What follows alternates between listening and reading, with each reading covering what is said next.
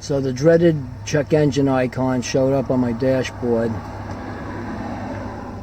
Everyone dreads that. I checked it with my Ortel scanner and came up with this code, P0456. Evaporative emission system leak detected, very small leak. So you can go and Google it and find out that you need this new canister solenoid. I ordered one from Amazon. It was about $28, but it wound up, it just doesn't fit. It's not made right. So this is the Ford part. It came to about $110 with the insurance. I'm sorry, with the sales tax. The only reason I'm doing this video, there's some other good ones out there, but it's kind of difficult to get these little clips off. So I'm going to show them pretty well so you can see how they actually hold the tubes in, and it'll give you a better idea how you can more easily get them off.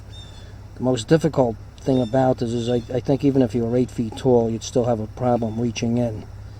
I put a rag over the hood latch because I greased that thing, and I used a ladder and sat on the top of the radiator actually to reach across and to get all this stuff out.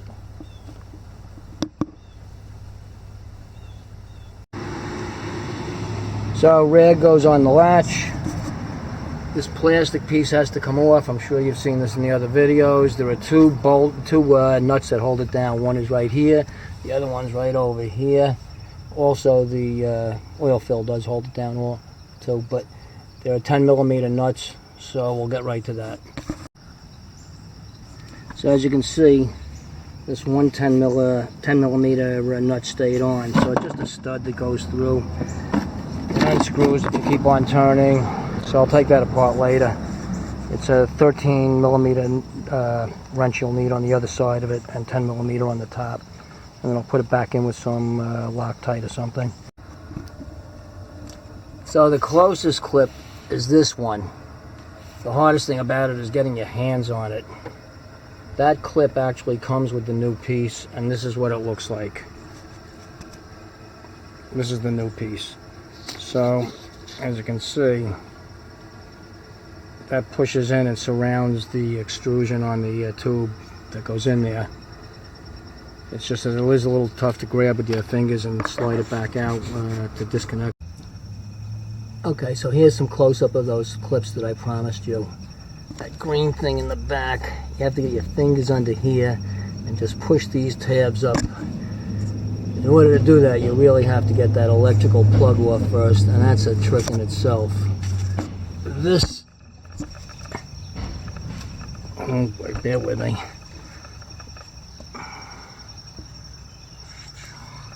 Okay. So this is the tube that comes from somewhere else on the engine that also attaches to this thing. As you can see, it's got this piece on the top, but you have to get around and push the tabs up from underneath on this also. So you need pretty strong fingers. It's just in a very difficult place to reach.